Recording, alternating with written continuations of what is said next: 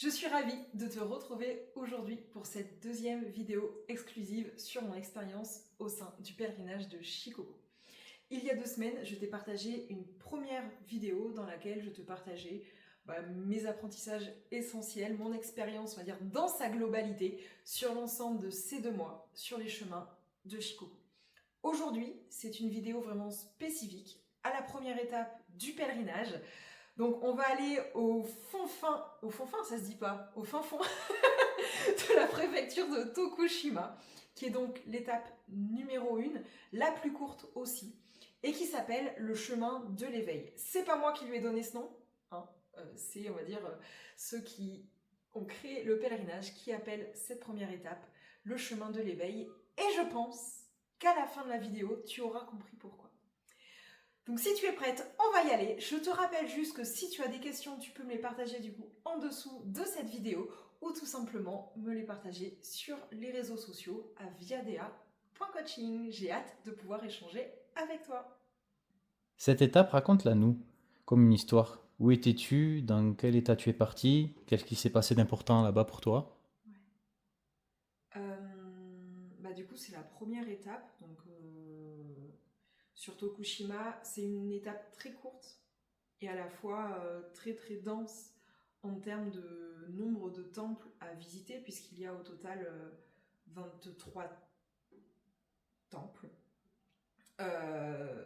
Donc, comment dire, quasiment un tiers en fait des temples sont à visiter sur les 8 premiers jours en fait du pèlerinage. Donc je savais que c'était une étape dense. J'ai dormi les 2 jours précédents dans la ville de Tokushima et j'ai relié le lundi matin, donc le 20 octobre, en train jusqu'au temple numéro 1, le Ryozenji, oui, que je dise pas de bêtises, qui est situé donc vers Naruto, à la station de Bando. J'étais à la fois excitée, vraiment excitée par de commencer en fait ce rêve, quoi, tout simplement, que j'allais réaliser. Et en même temps un peu triste aussi parce que tout simplement ils annonçaient de la pluie toute la première semaine, alors qu'on avait eu genre 3 semaines de temps mais hyper chaud, hyper magnifique. Donc je me suis dit ok, je vais commencer le pèlerinage sous la pluie, ce qui rajoute quand même une complication supplémentaire, puisque j'avais prévu déjà de camper quasiment toute la semaine. Donc il y avait aussi un petit peu d'appréhension de comment ça va se passer. J'étais un petit peu aussi dans une sensation de est-ce que je suis légitime pour réaliser ce pèlerinage. Donc il y avait vraiment un méli-mélo d'émotions quand j'ai commencé, en me disant comment ça va se passer, qui je vais rencontrer, est-ce que je vais pouvoir dormir dans les endroits où j'ai envie de dormir, est-ce que je suis à ma place. Donc à la fois excitée, en même temps un peu perdue, et en me disant écoute, de toute façon tu le sauras qu'en le faisant, quoi. À ce moment-là, qu'est-ce que tu vis intérieurement? Je pense que j'ai un petit peu répondu à la question sur ce que j'ai vécu vraiment, comment je veux dire, intérieurement, avant même de commencer le pèlerinage et le début. Mais au fil de cette étape, je pense que ce que je vis intérieurement, c'est hyper inconfortable. Alors il y a beaucoup de confort dans le sens où il y a à la fois des découvertes, de très très belles rencontres, où je me sens vraiment entourée, soutenue, et à la fois inconfortable dans le sens où ça vient réveiller toutes les choses qui ne sont plus ok dans ma vie. J'ai pu prendre conscience de rien que cette première étape, hein, d'où le chemin de l'éveil, sur toutes les choses qui étaient ok, toutes les choses qui n'étaient pas ok, ou en tout cas qui venaient créer à l'intérieur énormément de colère, voire des fois de la haine. J'avais l'impression d'avoir la tête, mais tout le long de cette première étape, hein, un peu en mode que ça partait dans tous les sens. J'avais l'impression que mon cerveau ne se posait jamais. mais j'avais l'impression d'être surchargée d'informations. En plus, je parlais, je tournais entre le français, l'anglais et le japonais. Je côtoyais énormément de monde. C'est la première étape où il y a le plus de pèlerins, que ça soit en bus, en voiture, puisque le pèlerinage, on peut le faire de plein de manières différentes, de pèlerins qui le font à pied, il y en a énormément qui font que la première étape. J'avais l'impression d'être un petit peu dans une masse où je côtoyais du monde sans arrêt, où les gens avaient constamment envie de discuter, de ne pas avoir de moments seuls, donc ça a été hyper inconfortable. Et j'étais en colère. J'étais en colère à ça avec la pluie, parce que du coup c'est devenu très chaud et très humide cette première semaine. J'ai eu énormément d'ampoules, mais comme à peu près tout le monde, donc ça a rendu la marche très difficile aussi. J'ai fait des rencontres plus ou moins agréables, bon, une pas très agréable. Donc il y avait à la fois beaucoup d'inconfort, beaucoup de peur, un état d'esprit assez... alors à la fois d'excitation et en même temps d'inconfort qui s'est mis en place et même un peu négatif, quoi. Et en parlant de ce qui n'était pas OK, cette étape-là t'a obligé à lâcher quoi? Wow.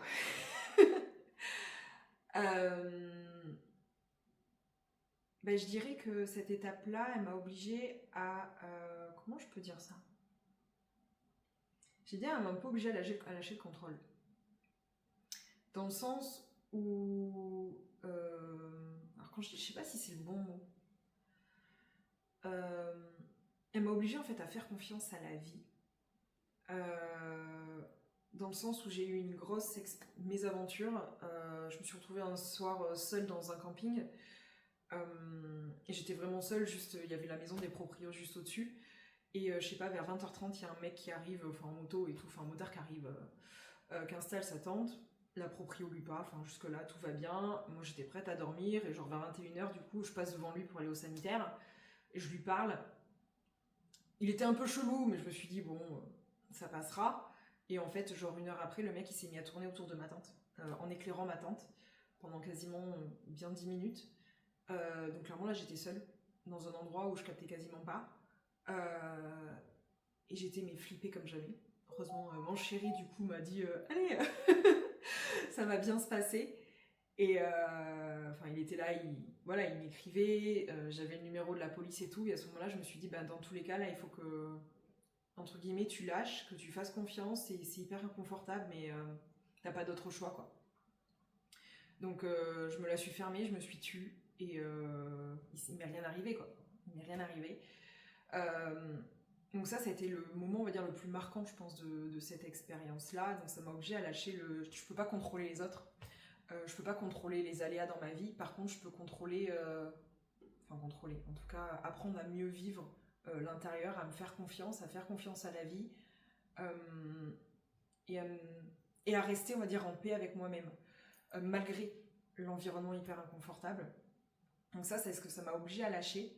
Et je dirais la deuxième chose, ça a été aussi apprendre à lâcher, comment je peux dire, le rapport aux autres, où finalement,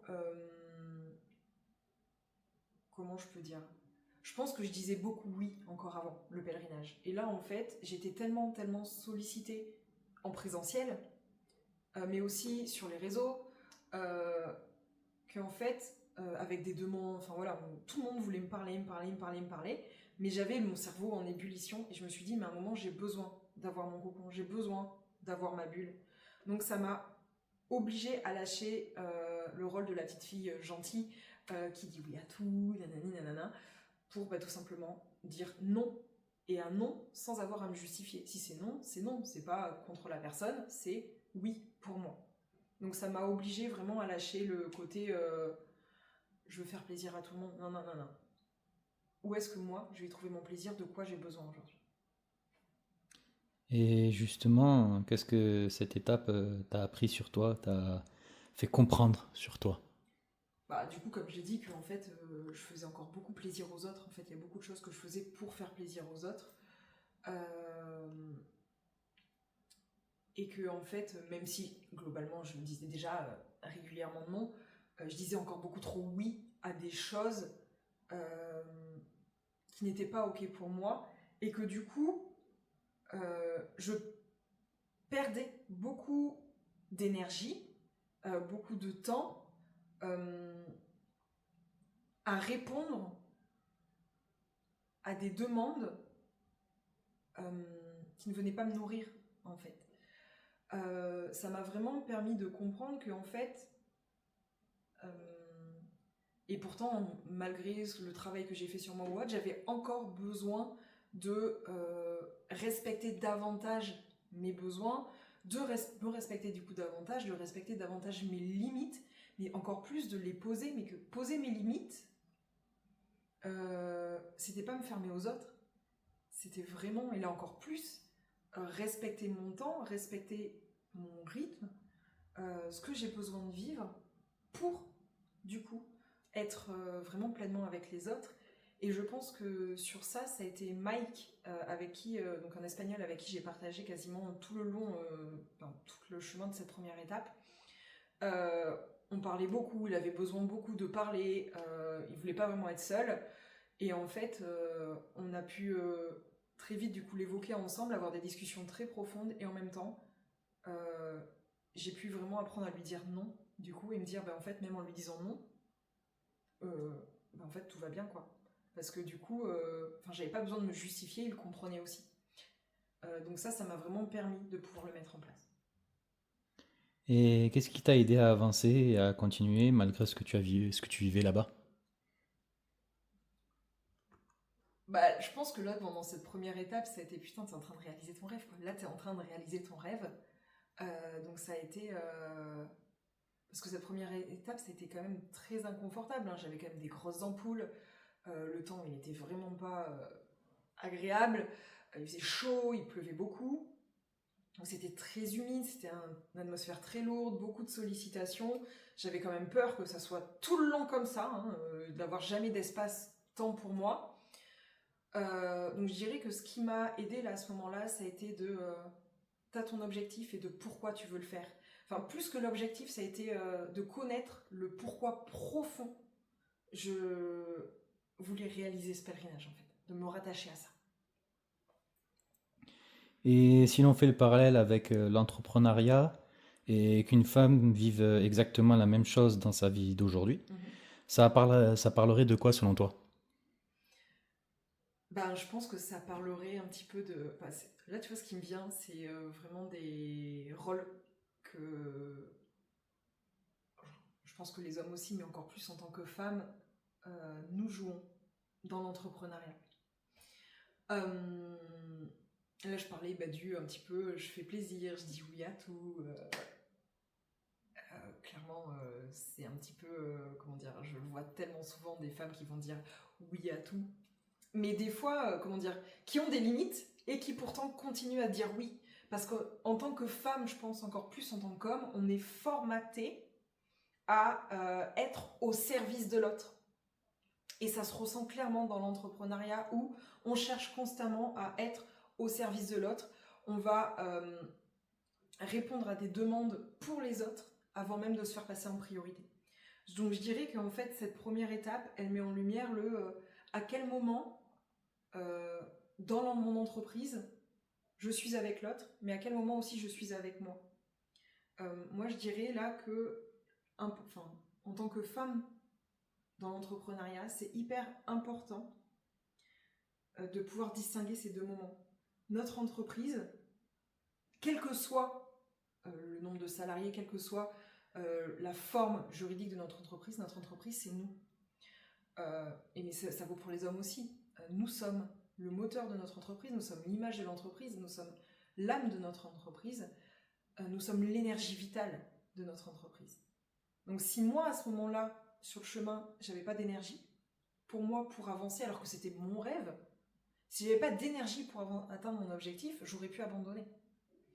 Donc en tant que femme, c'est où est-ce que je mets mon énergie? Est-ce que je prends soin suffisamment de mon énergie vitale, donc de moi, pour pouvoir atteindre mes objectifs au sein de mon entreprise? Donc cette étape, que t'a-t-elle appris sur ta manière d'avancer dans ton business en réalité?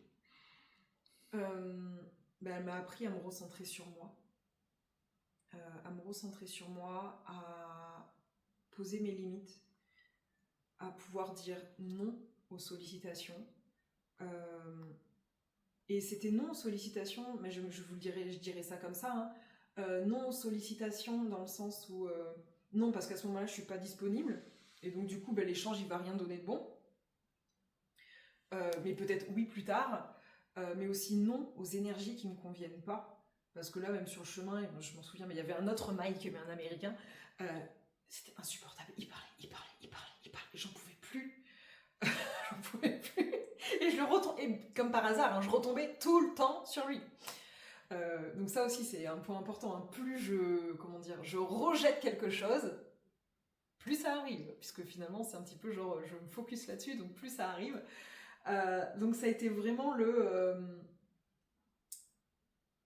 apprendre à me respecter, apprendre à respecter quel est moi mon objectif, comment j'ai envie de vivre mon aventure, de quoi j'ai besoin, et à partir de là, est-ce que je dis oui, est-ce que je dis non aux sollicitations extérieures, mais en tout genre, hein. Ça peut être relationnel, ça peut être les opportunités, c'est vraiment en fonction de moi, de mes objectifs, de mes besoins, à quoi je dis oui et à quoi je dis non.